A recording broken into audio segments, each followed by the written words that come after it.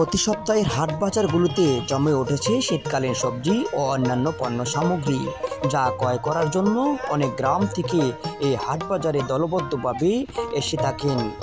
আজ দেখাবো ঘুরে ঘুরে তিতাসের ঐতিহ্য মাসিমপুর বাজার, এবং শেষ পর্যন্ত এই মাসিমপুর বাজারের কিছু দৃশ্য দেখতে থাকুন। প্রিয় দর্শক, বলতে বলতে কিছু সবজির বাজারগুলো ঘুরে ঘুরে দেখলাম। এত সবজি থাকা সত্ত্বেও আমাদের বাংলাদেশে বিভিন্ন হাট বাজারে বিক্রি হচ্ছে চওড়া দামে।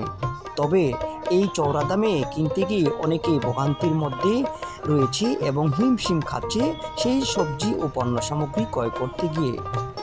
এবং এই বাজারে বিভিন্ন স্থান থেকে আসা বিক্রেতারা রয়েছে এবং বিভিন্ন পণ্য সামগ্রী ক্রয় করে ভালো একটা অর্থ উপার্জন করে যাচ্ছেন। তবে এই পণ্য সামগ্রী বিক্রি করে তারা ভালো একটা অর্থ উপার্জন করে নিচ্ছেন বিভিন্ন হাট বাজার থেকে।